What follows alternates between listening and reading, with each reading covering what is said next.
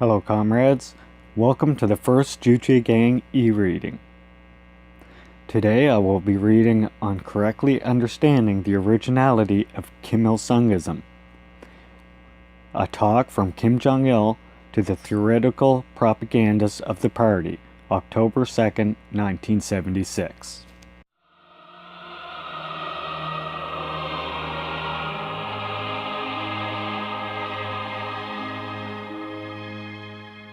Since we formulated the revolutionary thought of the leader as Kimilsungism and gave a definition to it, people have come to see it in a new light.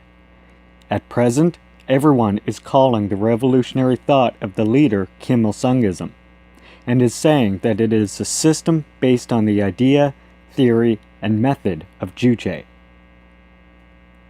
Formerly, the revolutionary idea of the leader was called a contemporary Marxism-Leninism.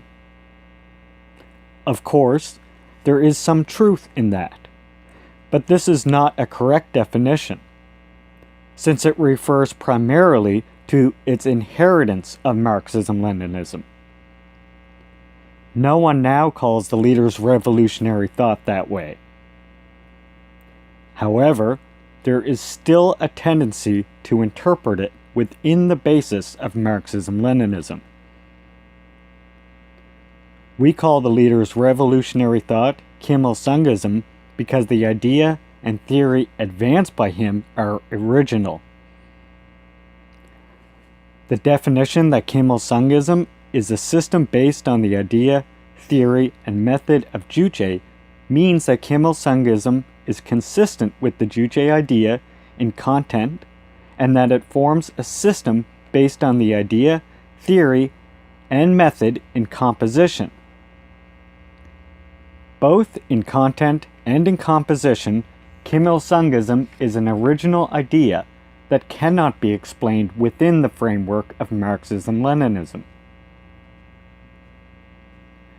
The Juche idea, which constitutes the quintessence of Kimilsungism, is an idea newly discovered in the history of human thought. However, at present, there is a tendency to interpret the Juche idea on the basis of the materialistic dialectic of Marxism. Not so long ago, I received a letter which propounded the viewpoint that the Juche idea is a materialism of Juche and a dialectic of Juche.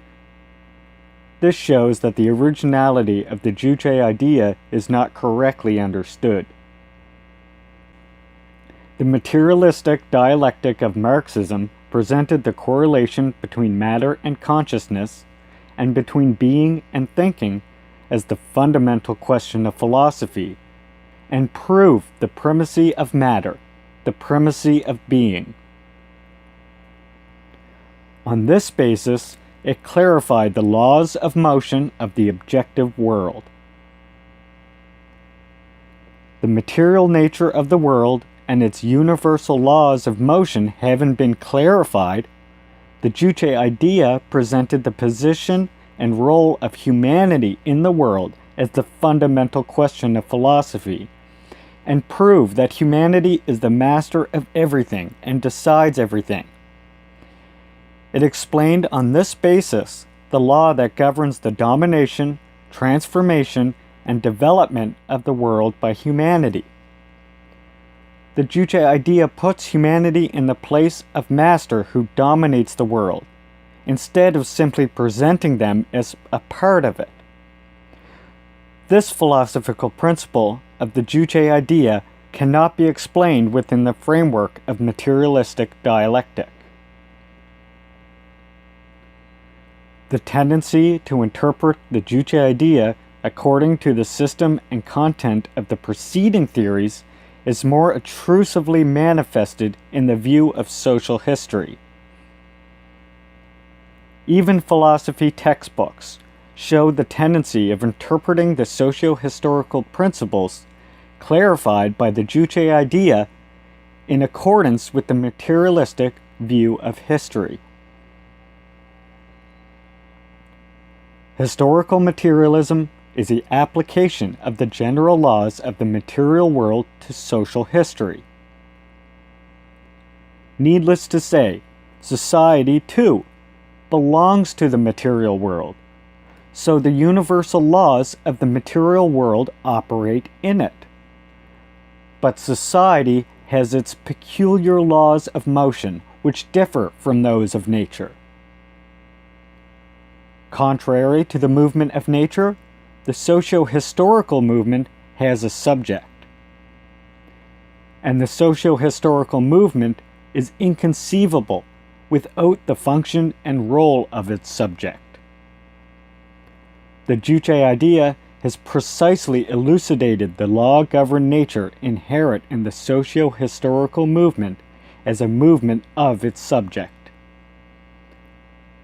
The view on social history as clarified by the Juche idea has as its main content the law-governed nature of the socio-historical movement. This Juche view on social history should not be interpreted according to the materialistic view of history. The Juche idea is an original idea which clarifies not only the new philosophical and socio-historical principles, but also the guiding principles in the revolution and construction. Along with the Juche idea, the revolutionary theory of Kimilsungism is also an original theory. However, some people still have a tendency to confuse it with the revolutionary theory of Marxism-Leninism. Viewed from the development of the revolutionary theories of the working class, Marxism-Leninism is the revolutionary theory of the historical period preceding the evolution of Kimilsungism. Marx scientifically proved, on the basis of materialistic dialectic, the inevitability of the fall of capitalism and the transition to socialism. Lenin followed his theory to make an analysis of monopolistic capitalism. On this basis, he elucidated the law of uneven development of capitalism and the possibility of victory of socialism in one particular country, and put forward the revolutionary theory on the establishment of a socialist system. That is why the main content of the revolutionary theory of Marxism-Leninism is the theory on overthrowing capitalism and imperialism and establishing a socialist system. The revolutionary theory of Kimilsungism is a revolutionary theory which has provided solutions to problems arising in the revolutionary practice in a new age, different from the era that gave rise to Marxism-Leninism. On the basis of the Juche idea, the leader gave a profound explanation of the theories, strategies, and tactics on national liberation, class emancipation, and human liberation in our era. Thus, it can be said that the revolutionary theory of Kimilsungism is a perfect revolutionary theory on communism in the era of Juche. It would not do to seek some clue in the Marxist-Leninist theory to explain the new revolutionary theory clarified by Kimilsungism, especially the theory on the building of socialism and communism. The problem of building socialism and communism has been clarified in a new way by Kimilsungism. True, the founders of Marxism-Leninism, too, expounded some views about socialist and communist society. But their views did not go far beyond the limits of prediction and supposition. The leader said long ago that our party had taken into consideration all deserving propositions made by the founders of Marxism-Leninism, and that after the establishment of the socialist system, it had solved all arising problems by using its own discretion.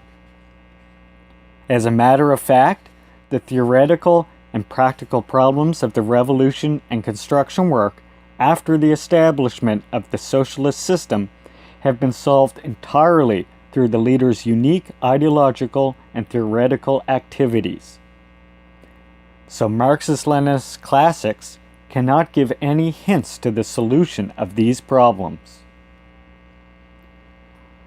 Furthermore, Kimilsungism raised the new question of the method of leadership in the revolutionary theory of the working class and elucidated it in a comprehensive way.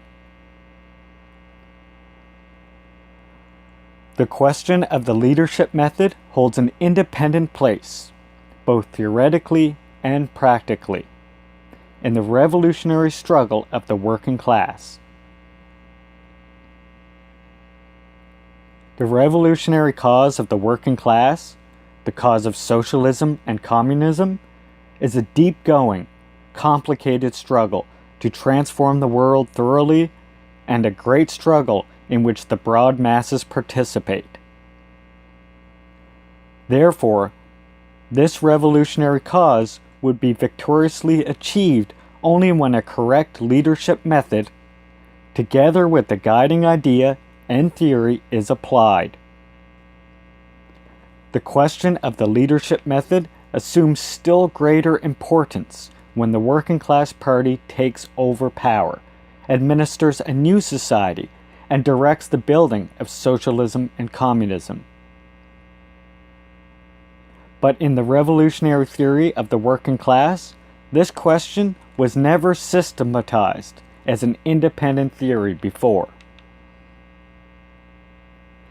Kimilsungism's important service is that it provided a new elucidation of the theory on the leadership method and systematized it as an independent element.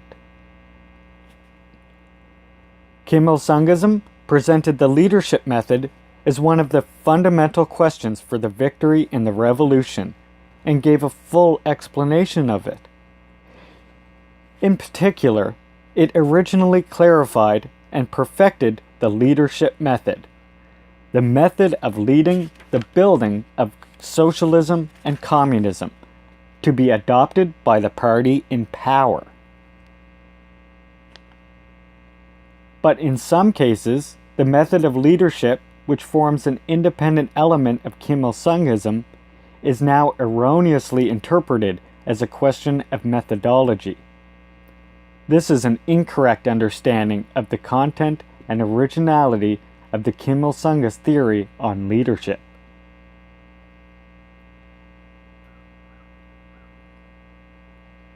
It is clear from this that Kimilsungism differs from Marxism-Leninism in its structural system and content.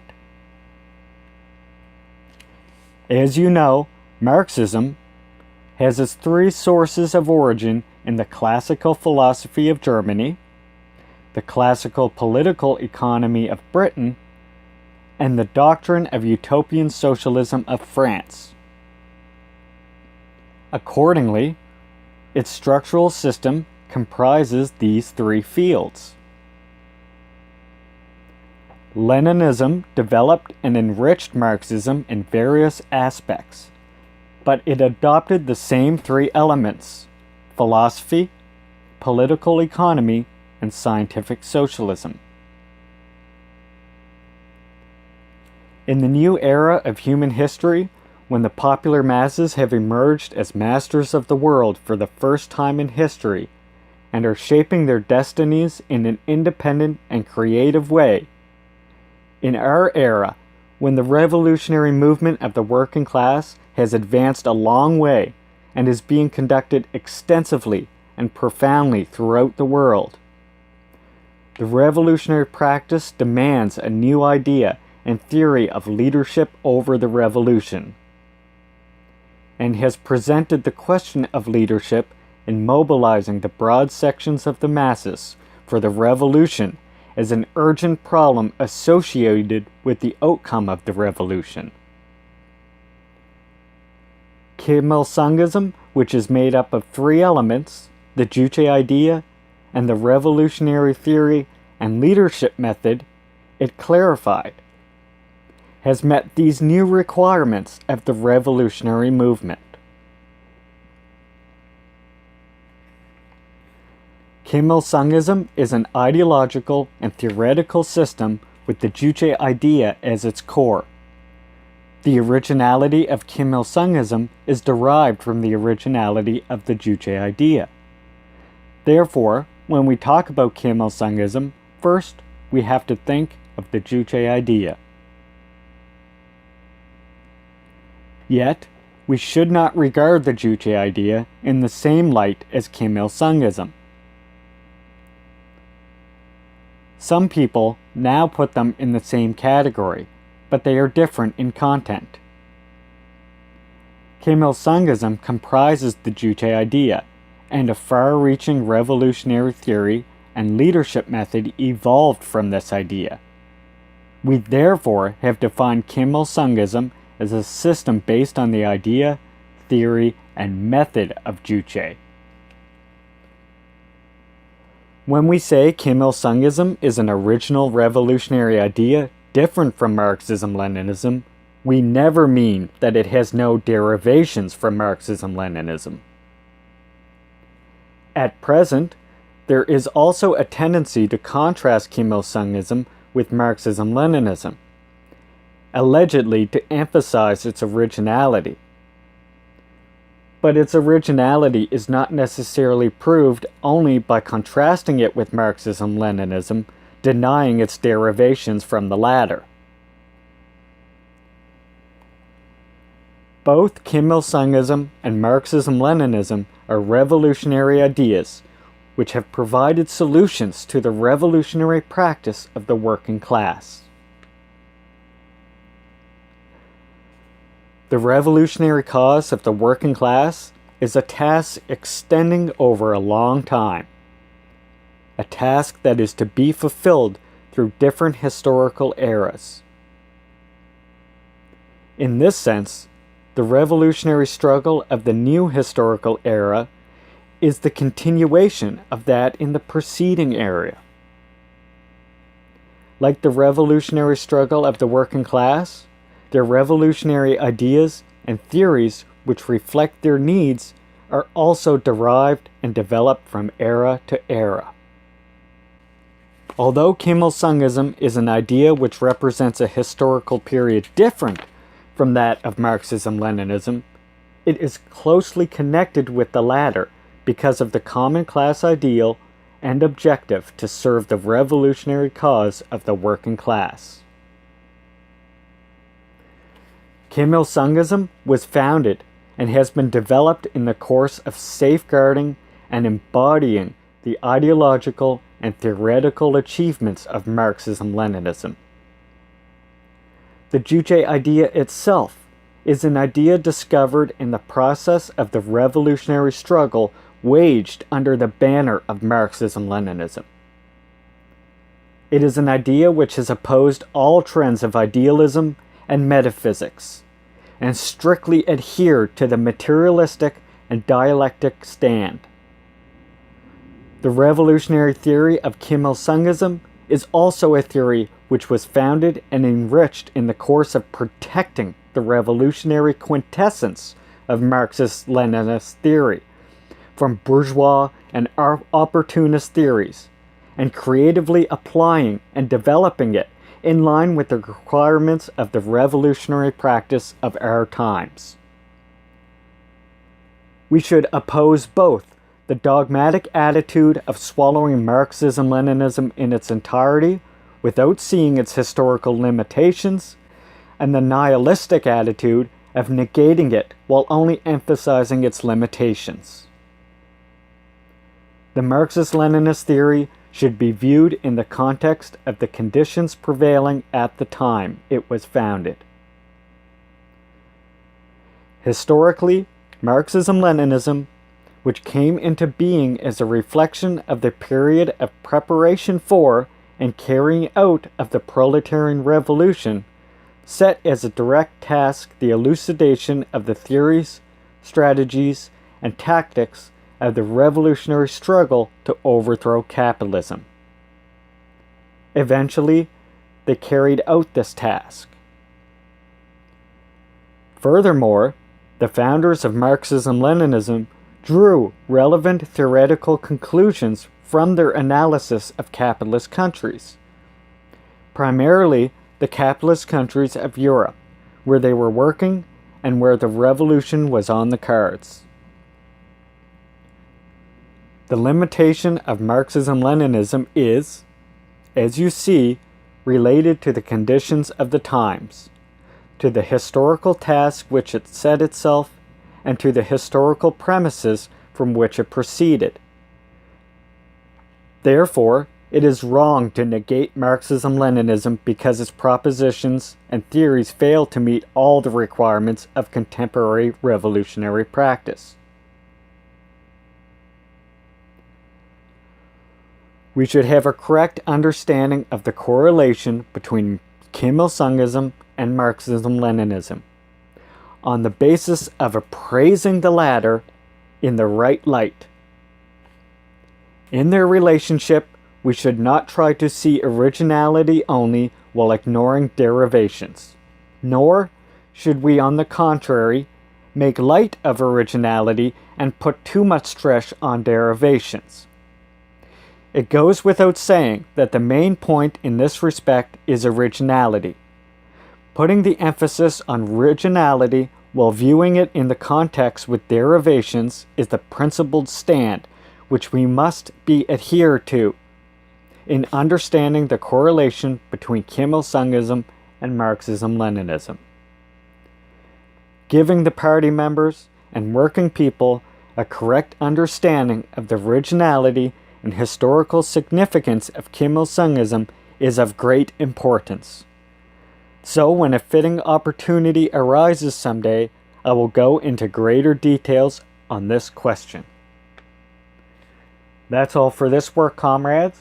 And for the next work, I will read the one that he mentioned at the end of that, which is called On Correctly Analyzing the Preceding Revolutionary Theories of the Working Class. Until then, Juche salute, comrades, and I hope you enjoyed this e-reading.